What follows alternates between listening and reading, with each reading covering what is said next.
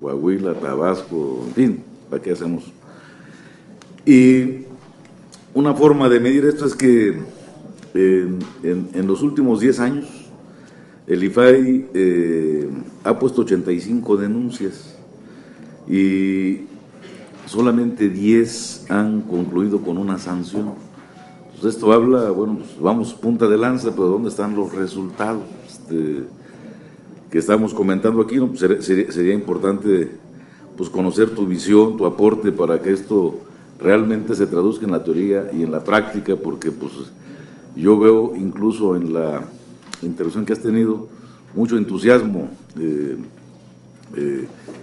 en lo que pudiera ser el órgano desde tu perspectiva, pero siento que no aterrizamos puntualmente en lo que hay que hacer. Y luego te haría otra pregunta, ¿no? ¿Qué haríamos para evitar que el futuro IFAI no sea solamente una instancia de respuesta, pero que no satisfaga efectivamente el interés ciudadano de acceder a una información efectiva al ciudadano de a pie? O sea, porque se piden cosas pero no nos satisfacen. Entonces, ¿cómo lo hacemos realmente efectivo en ese sentido de lo que has comentado y de lo que estamos aquí hablando, ¿no? Con esas dos preguntas. Gracias, senador Isidro Peralta. Licenciado, si nos hace el favor de tomar de la urna una de las preguntas, leerla de manera inmediata y luego sí ya contestar en el orden que usted lo desee. Sí. ¿Qué información de los poderes legislativos considera debiera ser pública de oficio? ¿Qué medidas propone para fortalecer la transparencia de los congresos federal y estatales? Gracias. Sí, senador, en relación a su primera pregunta, lo que vendría siendo un pleno itinerante, al menos yo como yo me lo visualizo, es un IFAI o un órgano garante federal que sesione cuando menos en cada estado una vez al mes. De alguna manera, los dos pilares que mensualmente en un estado, de alguna manera los dos pilares que se tienen en acceso a la información, los órganos garantes y lo que son órganos autónomos de fiscalización estatales, federales, de derechos humanos, tenemos dos pilares. Uno es la Conferencia Mexicana de Acceso a la Información y el segundo es una reunión que se hace de manera anual, que es la OPAM, los organismos públicos de México, donde de alguna manera hay ese intercambio de ideas, qué está funcionando en unos estados, qué está funcionando en otros, hay mesas, hay acuerdos. Entonces, de alguna manera se tiene que entretejer, tiene que haber un acercamiento con los órganos de los otros estados y de alguna manera que los estados que se va a sesionar, que en esos estados se permita que el IFAI vaya y sesione, es decir, a lo mejor no rentar un salón o un hotel, sino buscar una plaza, buscar una oficina de gobierno que sea accesible a la gente y pudiera ser los asuntos de ese estado, a lo mejor tratarlos en esa sesión de pleno, generar lo que vendría siendo a lo mejor alguna conferencia, vendría siendo algún taller, es como yo lo veo, senador. Sí, la siguiente pregunta, senador. Sí, efectivamente, una de lo que se maneja en la materia de transparencia es que pues, son pocos órganos en el país, se dice que no tienen dientes, es decir, lo que sucede es que pues, es alguna cuestión similar a lo que son los derechos humanos, son los órganos de control interno, son los órganos de fiscalización. Hay una situación, a lo mejor si de alguna manera nos enteramos es porque nos va permeando la transparencia y sí nos lacera, lastima, pero cuando menos nos vamos enterando que hay la corrupción. Lo que es el derecho de acceso a la información pública tiene que ir de la mano con lo que es la rendición de cuentas. La rendición de cuentas tiene que venir, o debe venir, como lo manejan quienes saben de esto, tiene que venir con incentivos y con sanciones. Yo sugiero, y digo, no vamos a descubrir el hilo negro, cómo funciona el sistema de amparo. ¿Qué sucede si no se cumple una resolución de un juez de distrito? Ya ha habido casos de destitución de alcaldes, de funcionarios, de multas.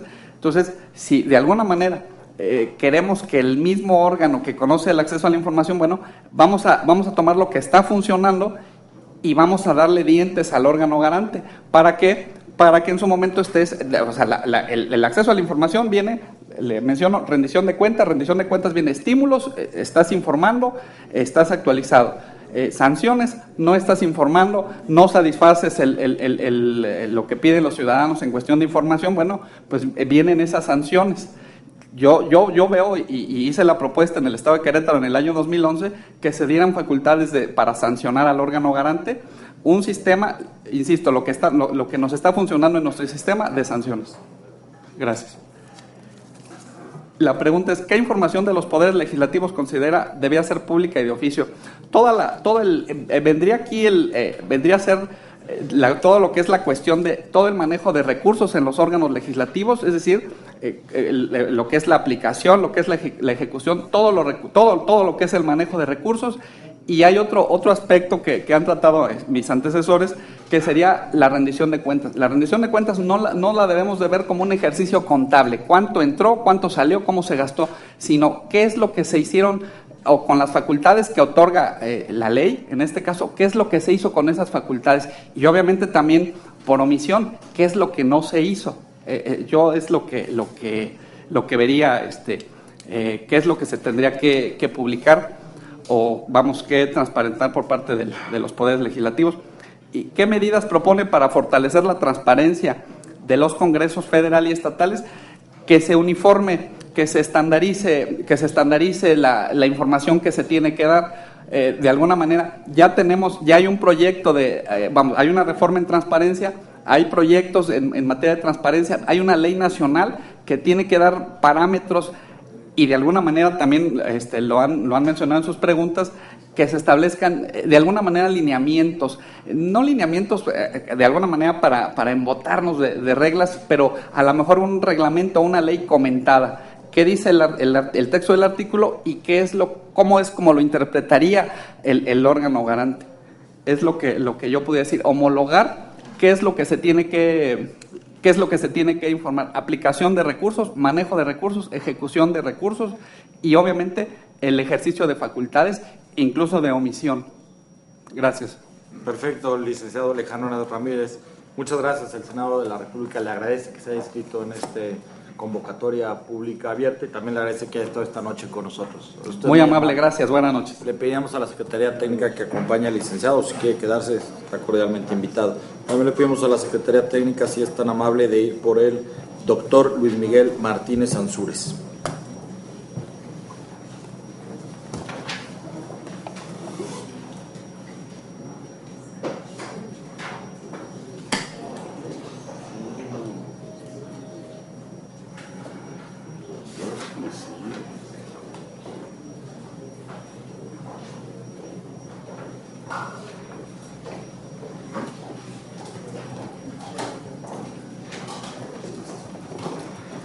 Muy buenas noches, doctor Luis Miguel Martínez Ansúrez. Sea usted bienvenido al Senado de la República. El formato usted ya lo conoce. Cuenta con hasta 5 minutos para presentar su programa de trabajo, ideas, conceptos que desee manifestar. Si así lo deciden, los senadores de la República podrán hacer una serie de preguntas. Adicionales a ellas, le pediremos que tome una de la urna que nos ha hecho llegar la sociedad civil organizada, que la lea de manera inmediata y que al final en bloque pueda contestarlo en el orden que usted desee. Bienvenido, buenas noches. Gracias. Y tiene hasta 5 minutos la pregunta. Gracias. Me voy a permitir leer un documento que preparé. Comparto con ustedes, senadores, la justificada convicción de que cualquier postulante que aspire al alto cargo de comisionado de este nuevo organismo autónomo deba conocer las raíces de las garantías y prerrogativas constitucionales que estamos dispuestos a defender a cabalidad. Hasta hace algunos años, para abordar en cualquier mesa del Senado de la República el asunto de derecho a la información y su correlativa política de Estado, era necesario estar invitado previamente, cuestionado en corto sobre el contenido del texto del ponente en turno. No era fácil evadir la censura. Por esos años, las cajas chicas, los servicios secretos, libros negros, guardias blancas y toda una parafernalia de expresiones heredadas campeaban en los escenarios, protegiendo hasta la saciedad gigantescos desfaltos y blindando los intereses auténticos titanes de la ilegalidad y la corrupción. Los privilegios expositores, por lo general, eran grandes talladores de lenguaje y simuladores a modo de las entonaciones engoladas y civilinas, reconocidos trashumantes de las mesas que se habían sembrado en diversas partes del país para medir los pros y los contras de un debate que necesariamente iba a alcanzar la susceptibilidad de intereses de medios de comunicación, en su mayoría proclives al sistema pero expertos en las vanidades del poder. La lucha se libra entre 1 millón de burócratas que rechazan se descubran sus códigos de impunidad insuficientes y cientos de medios impresos y electrónicos que pugnan por detentar la supremacía de la nota, el privilegio de información restringida, los cabezales off the record reservados para el lucimiento de la prensa poderosa. Desatar y desenredar el intríngulis del derecho a la información, encontrarle, como en aquellos años se dijo, la cuadratura al siglo, significa hoy, lo sabemos, zanjar el nodo gordiano que nos lleva a abrir las puertas de la inmediata reforma política transformadora del rostro del país, para que los nuevos actores irrumpieran en el diseño de instituciones electorales e invaluables organismos dotados de plena autonomía para diseccionar y airear el funcionamiento del aparato público. Un sistema famoso en el mundo por su funcionamiento hermético, fundado sobre una disciplina de sociedad secreta y sus auspices, en donde era más castigado el escándalo de cualquier violación del fuero común y federal, y responsables ante cualquier instancia antiético y hegemónico, que nunca reconoció límite alguno, ni en derecho propio ni en ajeno, en aras de la permanencia de sus élites inmunes. Ha sido largo el camino recorrido por el derecho a la información, entendido su tiempo como un simple derecho a la libertad de expresión, evitando la represión y salvaguarda de la inmunidad del ofendido. Casi el mismo trecho recorrido por las instituciones jurídicas para abandonar la aplicación del derecho penal del enemigo. Casi siempre acababa siendo el opositor demócrata convicto y confeso, aferrado a sus deberes para la sociedad que ha sido construyendo.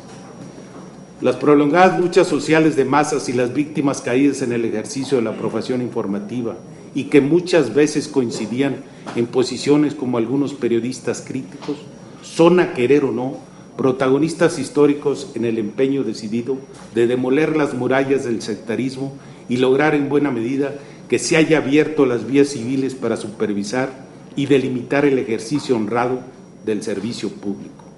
Levantaron desde las políticas de Estado un verdadero valladar a las tramposas unanimidades, las complicitadas casualidades y los discriminadores exclusivismos. Eficientaron el costo de la democracia poniendo énfasis en el concepto de interés público para salvaguardar el patrimonio nacional. Interés público desde entonces debemos protegerse por encima de parcelas sectoriales e individuales. En el ejercicio de las prerrogativas y facultades de los órganos constitucionalmente autónomos, que hoy nos congregan para aportar un grano de arena en los alcances y objetivos de la nueva conformación de la institución. El derecho a la información como en su consubstancial libre expresión, reconocido en los esquemáticos y superficiales, fue recogido y consolidado por los textos constitucionales, agregándole las prerrogativas del pleno acceso por parte de cualquier habitante que decide obtener de las autoridades, los custodios a cal y canto, datos del ejercicio del gobierno. Fueron ipso facto expuestos a la luz pública por el mandato legal de la transparencia y luego por el de rendición de cuentas, este último convertido como un adjetivo indispensable para ejercerlas sin taxativas. Ese es el enorme resultado de una lucha por la libertad que logró en un sistema cerrado elevar a rango constitucional el derecho a la información, global y detallada, situación sobre las concepciones de antiguos administrativistas que lograron juzgar teórica y prácticamente constreñido a un puro derecho a petición, evadiendo sistemáticamente en demérito de los ciudadanos.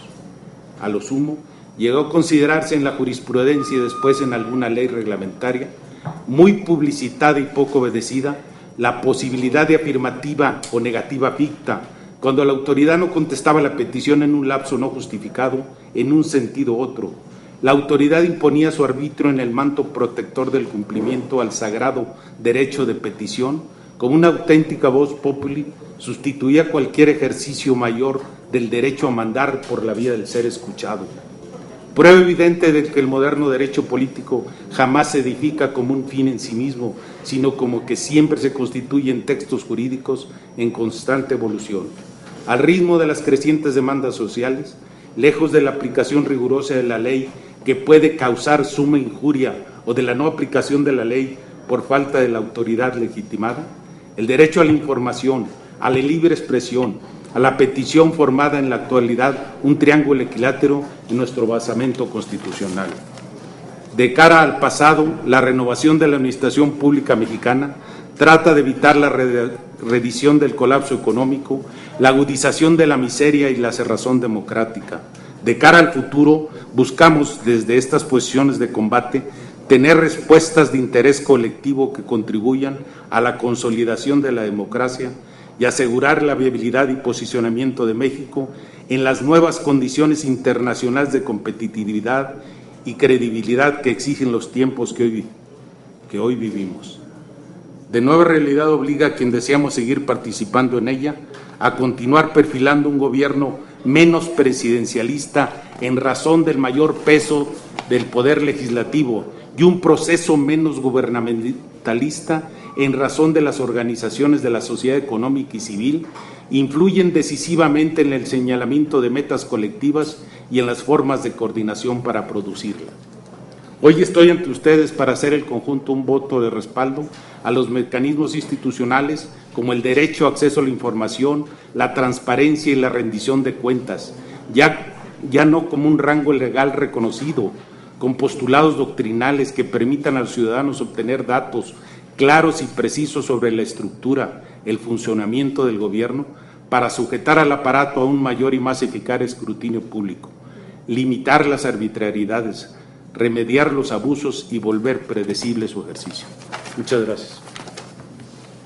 Muchas gracias, doctor. Tengo registrado al senador Alejandro Encinas y, por favor, senador. Sí, bienvenido, doctor Luis Miguel Martínez. Gracias por su intervención. Es la primera intervención, tiene un contenido fundamentalmente político, al igual que su documento. Y aquí hay dos ideas que en el documento que nos ha entregado quisiera que usted los pueda dilucidar en su vínculo y el trabajo que debería desempeñarse en el Instituto Federal de Acceso a la Información, que sin dudas van a ser polémicas. Dice usted, debe quedar muy en claro que la gestión de las políticas públicas no se mide solo en términos de eficiencia y mucho menos en dimensiones tecnológicas vacías de contenido. El manejo político y la gestión pública son sobre todo la capacidad de medir los tiempos, calcular políticamente los momentos y decidir sobre las mejores opciones administrativas para atender los problemas sociales. Y continúa, este subrayado es mío. El ejercicio del servicio público está limitado por la transparencia y rendición de cuentas, pero es todavía mucho más que esto, pues la aplicación estricta de la ley puede orillar al encono, al daño doloso, a la suma injuria.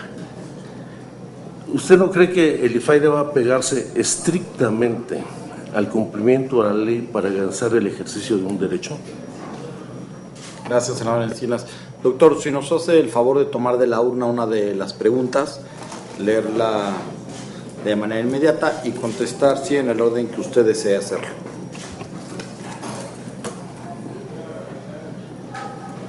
¿Cuál es el contenido de los principios de certeza, imparcialidad y eficacia que deben regir la actuación del IFAI y cuáles sus implicaciones prácticas?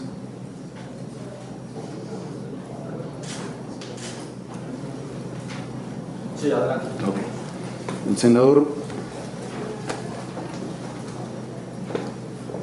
Es decir, yo creo que independientemente del IFAI, los cuestionamientos que yo estaba, debe pegarse definitivamente a sus normas de derecho, pero también tiene que estar consciente de el no consideración de la ley de algunos aspectos, debe regirse por el principio básico de los derechos humanos y son los primeros sobre los derechos de la colectividad. Me explico. si algo no está considerado en la ley y siempre buscamos, como algunos expositores, cómo no contestar, quiere decir que la información o no es lo suficientemente transparente, pero tampoco está evaluada.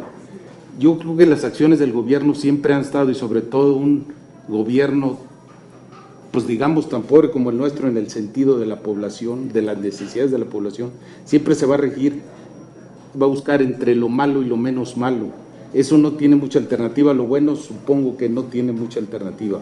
Pero volviendo a la información y la transparencia, no siempre está como la gente lo pide o como la gente lo tiene, pero yo creo que se tiene que buscar la forma de rendirle cuentas y saber la evaluación, no tan solo de la información que está pidiendo, sino la evaluación de las políticas del gobierno. No sé si fui claro, senador.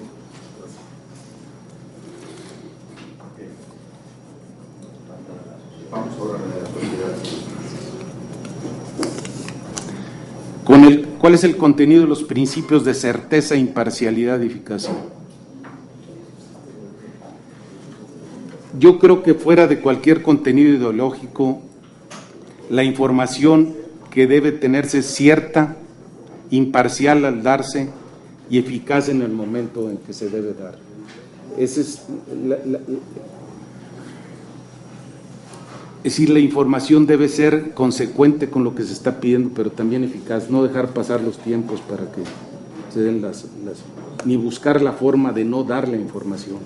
Yo creo que uno sabe cuando están solicitando una información qué es lo que quieren de nosotros, y si no está clara en las páginas de las secretarías debe darse esa información, no tan solo en este momento de cualquier gasto del gobierno, pero no hay un dato que nos dé una evaluación que diga que esa información o que ese gasto, independientemente que pudo haber sido transparente, fue eficiente y de necesidad primaria de la población. Muy bien, doctor. ¿Algo que se agregar? Doctor, muchas gracias. El Senado de la República le agradece el haber estado aquí esta tarde con nosotros, el haberse inscrito a este procedimiento público y abierto. Muchas gracias. Muchas gracias a ustedes por escuchar. Pedimos a la Secretaría Técnica que acompañe al doctor. También les pedimos, si son tan amables, de ir por el licenciado Félix Martínez Ramírez.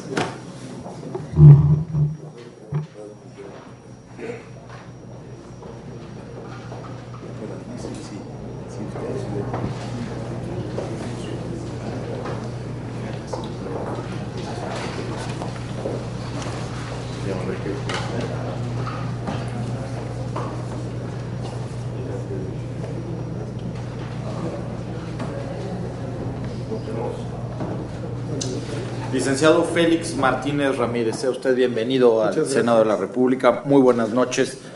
Usted ya conoce el formato, tiene hasta 5 minutos para presentar su programa de trabajo, ideas o conceptos. Después de ello, los senadores de la República, si así desean hacerlo, podrán hacerle una serie de cuestionamientos. Adicional a esto, le pediremos que de la urna que tiene a su mano derecha tome una de las preguntas de la sociedad civil organizada, que la lea de manera inmediata y que usted conteste en el orden que desea hacerlo. Bienvenido nuevamente y tiene el uso de la palabra. Sí, bueno, buenas noches, muchas gracias. Pues bien, yo en mi programa de trabajo delineé ahí algunas acciones que creo son importantes, se deben tomar en cuenta. Ahí hablo desde el acompañamiento, digamos, al proceso para la elaboración de la ley general, hablo también de la existencia de un módulo exclusivo para que se pueda registrar todas las acciones, decisiones que hace un comisionado. Ahí detallo varias cosas, desde lo que tiene que ver con los sistemas tecnológicos, etcétera. Pero lo que quisiera un poco reflexionar aquí en este momento es en qué estado está el derecho de acceso a la información. Tenemos alrededor de 1.050.000, digamos, solicitudes en 11 años. Tenemos 55.000 o un poco menos de recursos de revisión. Si hacemos un cálculo para los 11 años que tenemos un promedio de 95.000, 100.000 solicitudes de información. ¿Y qué es lo que de recursos de revisión tenemos? Alrededor de 5.000, 4.500, una cosa así de recursos de revisión. ¿Y esto qué ha arrojado? ¿Qué es lo que ha provocado, digamos, estas solicitudes de información y, desde luego, las resoluciones del IFAI? Pues bien a bien no sabemos, o sea, no estamos seguros si estos resultados tienen que ver o han incidido de alguna manera con el tema de la percepción que se tiene acerca de la desconfianza con el gobierno. ¿no? Eso es lo que tenemos, digamos, como un primer acercamiento. Pero ¿qué tenemos además? Tenemos que las distintas entidades federativas, los distintos poderes, tienen un desenvolvimiento desigual, ¿no? Entonces, tenemos en algunos casos más solicitudes, menos solicitudes, pero sigue existiendo, desde mi punto de vista, este tema de la poca capacidad que se ha hecho para transmitir los resultados favorables del derecho de acceso a la información. O sea, es algo que no podemos medir porque ni siquiera tenemos índices para saber si las solicitudes de información, es decir, el ejercicio del derecho de acceso a la información, ha generado mejores prácticas. Puede ser incluso, y es una reflexión muy personal, que estemos convirtiendo el derecho de acceso a la información en un trámite, ¿no? Porque lo que ocurre es que llega el solicitante, presenta su solicitud, se le responde y no sabemos qué consecuencias tiene. Quizás no es necesario saberlas, quizás la utilidad que le tenga a él es suficiente, pero yo creo que sí deberíamos de saber qué es lo que nos ha arrojado 11 años del derecho de acceso a la información. Tenemos problemas para comunicar este derecho a las zonas que consideramos son importantes. No tenemos un mapa de las necesidades o de lo que es que más se requiere en términos de información pública para las personas. Recuerdo un caso, por ejemplo, de un solicitante indígena de Chiapas que llegó, pidió que por favor lo ayudáramos después de muchos vericuetos de ir de aquí y de allá. Y ahí sí hay algunas de las cuestiones que ayuda la ley de transparencia vigente para poder obtener un solo dato. Ese dato se refería a saber cómo era que podía tener comparación del precio de su terreno que le estaban ofreciendo comprar y no había forma de saber cómo poder cotizarlo, ¿no? Entonces, ¿cómo acercarle a este tipo de personas el acceso a la información? Insisto, se trata de un derecho que debe tener plena vigencia, porque este derecho permite el ejercicio de otros derechos, pero también permite mejores prácticas en el gobierno. Nosotros no sabemos con exactitud qué va a pasar si seguimos de esta forma desarrollando el derecho de acceso a la información en los próximos 7 años. ¿Habremos combatido con el ejercicio de este derecho verdaderamente la percepción o los malos manejos? ¿Tendremos realmente datos, métricas, elementos que nos permitan conocer si verdaderamente estamos ejerciendo, estamos respetando y ha tenido utilidad el derecho de acceso a la información? Yo creo que este es uno de los más grandes retos que tiene la integración del nuevo instituto. Tenemos 2 reformas constitucionales, ¿no?, recientes, en las cuales se le dota de mayores facultades, al órgano garante. Pero no sabemos bien cómo podemos hacer para que verdaderamente tenga efectos el ejercicio y las ampliaciones ahora que ha integrado a nuevos sujetos obligados. Necesitamos construir una verdadera idea de para qué es el ejercicio del derecho de acceso a la información y que tenga consecuencias en la práctica cotidiana de los servidores públicos. Desde mi experiencia conozco los procedimientos que atañen al interior de las dependencias y conozco también las dificultades que tienen los solicitantes, sobre todo aquellos que no tienen medios para reconocer. Sabemos que el derecho de acceso a la información usa una tecnología, pero no todos tienen acceso a esas tecnologías, ¿no? Entonces, creo que estos son datos importantes que me gustaría transmitirles para que podamos tener una opinión más certera de cómo impulsar esto. Gracias. Que me pase un poquito. Muchas gracias, licenciado. Tengo registrado al senador Javier Corral y al senador Isidro Pedraza. Bienvenido. Muchas gracias. Al Senado de la República. Es el último candidato de este día. Sí. Sí. Usted... Está bien, adelante. Vamos a... Por favor. Por favor. Usted tiene experiencia del IFAI desde su origen. Así es. Y conoce al instituto desde oficinas de enlace. Así es. Yo le preguntaría qué valoración hace de las recientes reformas constitucionales, en qué van a ayudar o qué van a modificar al instituto y obviamente si estamos ante una sobrecarga de funciones también al instituto. Veo en su currículum que ha tenido distintos cargos, Así es. una amplia experiencia en el servicio público, aun cuando veo que fundamentalmente han sido participaciones en organizaciones verticales. Ajá. ¿Qué considera usted que se requiere para trabajar en un equipo en un órgano colegiado como lo es el IFAI, que incluso en los últimos, en la última etapa, Sí. tuvo una crisis precisamente en su órgano colegiado? Y me interesa preguntarle, ¿qué le significa, qué le parece la introducción de la figura de la prueba de daño? ¿Cuál será, según usted, una de las principales consecuencias de haber incorporado este concepto en el acceso a la información desde la Constitución misma? Por sus respuestas, muchísimas gracias. Bienvenido al Senado de la República. Muchas gracias. Gracias, senador Javier Corral. Senador Isidro Pedraza. Gracias, don Félix Martínez. No creo que lo vamos a vapulear tanto, ¿no? Sí, sí, está bien, adelante. Viene preparado para eso. Sí, exacto, exacto. No, como es el último, pues ya nos queda cuerda. Está bien. Nos queda cuerda. Perdón. No, mire, desde el nivel de su intervención, usted hablaba de tener métodos accesibles para difundir entre los ciudadanos pues el derecho a la información. ¿Qué habríamos que hacer para que desde los municipios, con métodos accesibles y menos complejos, los ciudadanos de los municipios puedan acceder a la información que se requiere?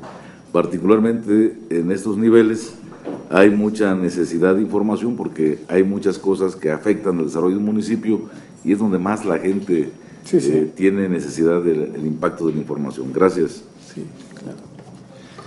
Adelante, licenciado. Si nos hace favor de leer la pregunta, tomarla, leerla de manera inmediata y ya contestar en el orden que quiera. ¿La leo de una vez? Sí. Bien, dice, ¿cuál es su postura respecto de la creación de un órgano distinto al IFAI para tutelar la protección de datos personales en posesión de los particulares? Justifique su respuesta. Muy bien, pues si quieren empiezo con los cuestionamientos del senador Corral respecto a qué es lo que... Hablaré de lo que incluye ya la reforma constitucional, ¿no?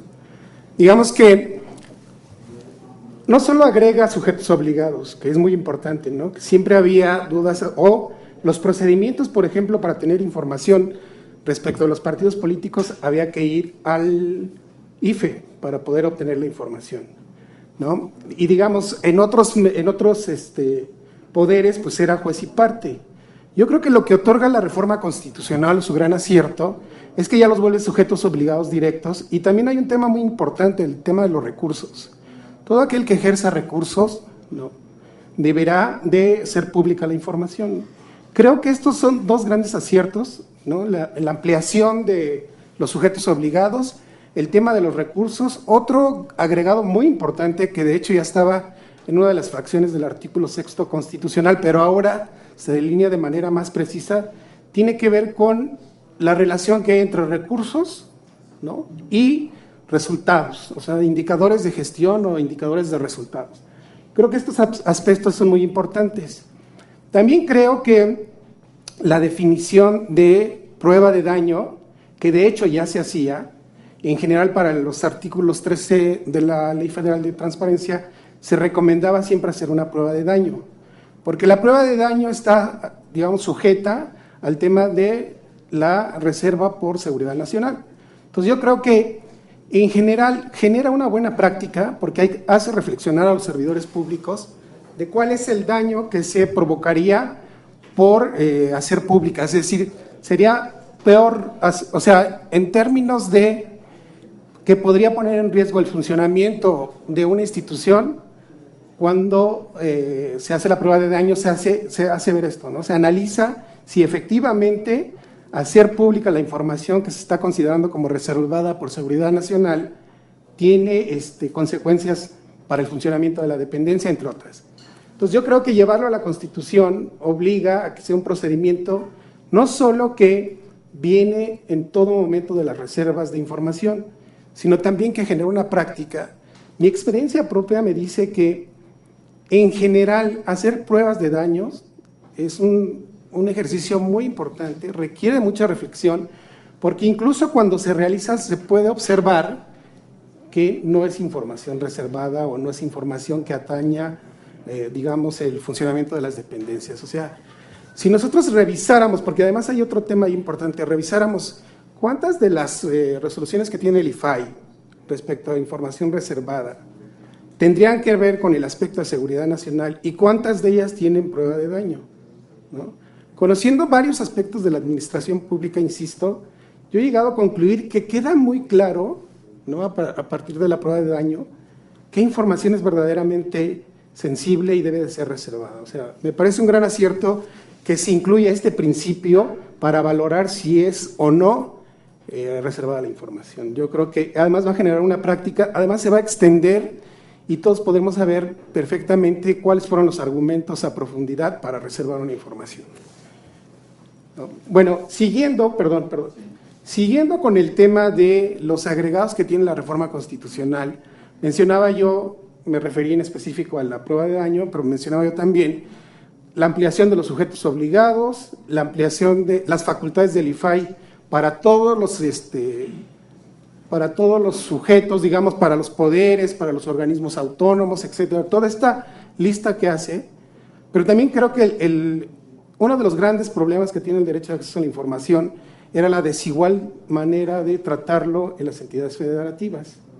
Yo creo que este agregado también le da un poder al propio organismo para resolver aquellos temas que muchas veces ni siquiera teníamos conocimiento de que habían sido importantes o de que se habían reservado por el órgano garante. Creo que hay una garantía adicional y eso hace más fuerte al instituto, le genera más responsabilidad, porque a fin de cuentas los resultados en general ya a nivel nacional respecto al derecho de acceso a la información dependerán del instituto.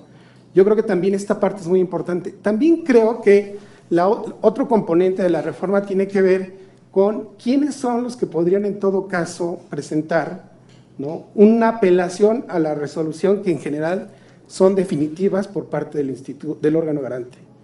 Y eso ahí está claro solo quién, y solo establece que tiene que ser por seguridad nacional. Entonces, si a eso le agregamos que para que sea de seguridad nacional se agrega la prueba de daño, yo creo que son grandes aciertos. Pero creo además, ¿no?, y esto me parece muy importante, que le agrega al instituto, ¿no?, capacidades como para generar una visión distinta, no solo del respeto al derecho de acceso a la información, sino de realmente propiciar la rendición de cuentas, ¿no? Creo que incluir esta parte, lo de los recursos, lo de los indicadores de gestión, pero también permitirle o exigirle en todo caso que pueda propiciar la rendición de cuentas, creo que es otro gran acierto en la reforma constitucional.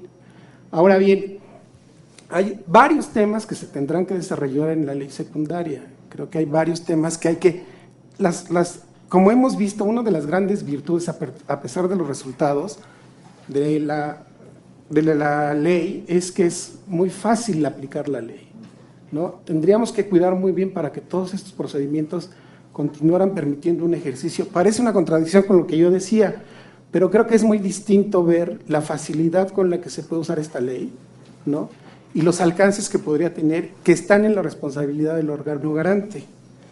Me preguntaba usted, senador Corral, sobre la crisis en el instituto. Yo creo que, la verdad es, mi punto de vista es que si nosotros hubiéramos podido tener información de si lo que se decía de ellos no era verdad, podríamos haber podido tener elementos para comprobar qué tanto ocurría, qué tantas diferencias había, qué estas acusaciones, qué tanta realidad tenían. Y por ejemplo ahí yo creo, y en eso pensé cuando en un apartado de mi programa de trabajo hablaba de que deberíamos de tener un portal, así como estamos exigiendo que se transparente toda la ruta del presupuesto, es decir, que deberíamos de proponernos hacer transparente toda la ruta del presupuesto, desde su origen, desde su aprobación, desde la toma de decisiones por qué se solicita el presupuesto. Así, yo estimo que en el tema de los comisionados debe ser una coherencia absoluta, o sea, debe ser una congruencia absoluta. Y debemos de tener elementos documentales para poder comprobarlo. Por eso yo agregaba que todos los integrantes, los comisionados especialmente, deberían de tener un apartado donde pudieran documentar cada uno de sus actos, cada una de sus actividades, cada una de sus acciones. Es decir, que la sociedad pudiera evaluar qué tan cierto es que trabajo o no, qué resultados ha dado, qué tipo de ponencias ha expresado, qué ideas tiene, cuántos recursos de revisión tiene a su cargo, cuántos ha resuelto, cuántos están en proceso, ¿no? ¿Qué temas ha desarrollado adicionalmente? ¿Cuáles son los estudios que ha utilizado para las resoluciones de sus recursos de revisión? Es decir, deberíamos de tener pruebas evidentes del comportamiento de los comisionados, más allá de la declaración patrimonial haciéndose pública, de todo lo que considere el propio comisionado y que le demande la sociedad para que pueda evaluar su trabajo. Yo creo que las decisiones que toma un órgano colegiado deben estar basadas esencialmente en el trabajo, y ese trabajo debe de ser medible. Yo creo que la crisis del instituto, como supimos, se dio en base a los mecanismos no formales de la elección, pero además había otros agregados. Pero yo creo que en general se puede evaluar el desempeño de ellos y tener elementos ciertos para eso. Esa es mi opinión. Yo creo que además las decisiones que toma un funcionario en un órgano colegiado o no son las que demuestran su trabajo. O sea, mejor prueba que las decisiones que hace, el trabajo que desarrolla, no hay más. Esa es mi opinión respecto a eso. O sea, si uno da resultados, si uno lleva a cabo las responsabilidades, no creo que haya otra forma de evaluarlo. Son adicionales y esas estarán ahí, digo, pero en general yo creo que debemos de tener elementos, hechos concretos de qué es lo que hace cada uno de los comisionados. Luego, ya le mencioné lo de la gestión. Yo creo que nos deberíamos de proponer establecer procedimientos, herramientas para darle un seguimiento a la ruta del presupuesto. O sea, yo creo que esto es fundamental, y también creo que es ahí donde en general se observa cómo trabajan las instituciones, ¿no? Yo creo que el tema presupuesto es un tema central. Luego, con respecto al senador Pedraza, que me preguntaba qué hacer respecto a la situación que guardan los municipios, ¿no? Pues yo creo que ahí hay un desarrollo desigual, aunque en la primera reforma constitucional se estableció que a partir de un determinado número de habitantes deberían de establecerse instrumentos electrónicos para poder presentar solicitudes de información. Yo creo que ni en esos casos donde existen los instrumentos electrónicos se puede constatar que hayan hecho ejercicio de la información. Yo creo que los órganos garantes de las entidades pueden tener una idea clara de cuáles son las necesidades de información, porque nosotros tenemos un asunto que además operativamente es delicado. Tenemos unas obligaciones de transparencia, ¿no? 17 rubros.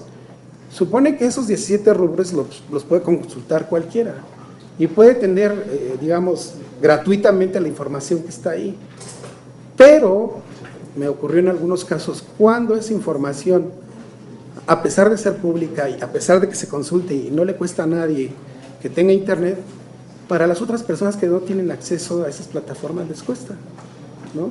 Porque incluso las unidades de enlace, cuando los envían, deben de pagar costos de envío, costos de reproducción, no la información, pero sí los costos de reproducción.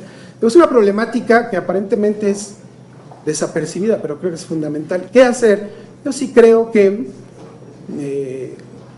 las instituciones deben de, ahora como lo que se llama transparencia focalizada o proactiva, yo creo que debería de haber una vocación explícita de los órganos garantes de poner a disposición de la información que se considera es de mucha utilidad para las comunidades y los municipios. ¿Por qué? Porque si nosotros conocemos las reglas de operación, por ejemplo, de un programa, pero las personas no lo conocen, es público para nosotros. Es evidente que ahí está y la institución cumplió al poner las reglas de operación, pero en los municipios difícilmente pueden tener acceso a esa información. Yo creo que debemos de buscar mecanismos. También hay estrategias que yo creo que hay que innovar. Por ejemplo, todo el tema de la digitalización del país tiene que ver con esto. O sea, hay que buscar dónde convergen, ¿no?, otras iniciativas, otras reformas, otros instrumentos, porque lo que sí veo claro es que hay muchas iniciativas y necesitamos tener una vocación en los órganos garantes de convocar a esto y sí efectivamente pensar en que en unos años tendremos un país efectivamente más transparente. Entiendo la problemática de los municipios perfectamente, pero yo en uno de mis apartados del programa de trabajo hablaba de un mapa de la información, un mapa en dos sentidos, un mapa cuando uno sabe que hay información que es reservada por seguridad nacional, siempre va a ser, excepto cuando ya no prevalezcan las causas. Pero también sabemos dónde hay necesidades de información pública. Suponemos que en Chiapas, en Oaxaca, en Guerrero, ¿no?, ahí se requiere mucha información sobre los programas sociales, ¿no? Los presidentes municipales necesitan saber cuánto es lo que se les hace, ¿no? No sé si quedó claro, señor senador. La pregunta. Sí, pues ya para no dejar. ¿Cuál es la postura respecto a la creación de paralelidad? Yo creo que, a ver, el IFAI ha llevado el tema de protección de datos en instituciones públicas. Tiene amplia experiencia en esto, ¿no? En general, la clasificación de los datos personales, como sabemos, pues están los mismos que protege la Ley Federal de Datos Personales para los particulares, son los mismos datos que en general también debe de proteger la administración pública. Desde luego se agregan algunos otros procedimientos, se agregan los datos sensibles, pero desde mi punto de vista, yo creo que las áreas técnicas, ¿no?, las áreas técnicas que deben conformar al instituto, que conocen perfectamente la ley, que conocen perfectamente el marco en el tema de datos personales, pueden resolverlo. Tampoco creo que haya que crear otra estructura grande, enorme, para poder atender este tema. Yo creo que el propio instituto lo puede atender, definiendo claramente en su estructura interna cuáles son las áreas, cuáles son las responsabilidades, cuáles son los procedimientos. Y yo creo que tener en un mismo instituto tanto el acceso a la información como la protección de los datos personales genera una buena inercia, y también creo que produce en las dos funciones del instituto, que son fundamentales, también se pueden medir de manera más sencilla los resultados en ambos. Esa es mi opinión. Yo creo que sí debería de permanecer el área de protección de datos personales en el órgano garante. Muchas gracias, licenciado Félix Martínez. El Senado de la República le agradece el haberse inscrito a esta convocatoria pública, le agradece haber estado aquí con nosotros esta noche, sus conceptos y sus ideas. Muchas gracias. Muchas gracias a todos. Les recuerdo que mañana empiezan las comparecencias a las 9 de la mañana, sala 3 y 4 de planta baja del hemiciclo. Y también darle las gracias a nuestro comité, al maestro González, a la doctora Isa Luna y al doctor Guerrero que nos hayan acompañado. Muy buenas noches a todos. Bueno, pues estas comparecencias comenzaron el pasado lunes 31 de marzo en esta Cámara Alta, la cual tiene hasta antes del 9 de mayo para designar a los 7 nuevos comisionados de este órgano constitucional autónomo. Déjeme comentarle que en total son 158 aspirantes, los cuales desean integrar el nuevo pleno del Instituto Federal de Acceso a la Información y Protección de Datos Personales. Durante este proceso se contará con la presencia de un comité de expertos en la materia que darán seguimiento a estas comparecencias. En esta ocasión fueron 15 los aspirantes que comparecieron. Hasta el momento van en total 49 de estos 158 aspirantes. Muchísimas gracias por su atención. Yo lo invito a que permanezca en la señal del canal del Congreso. Hasta la próxima.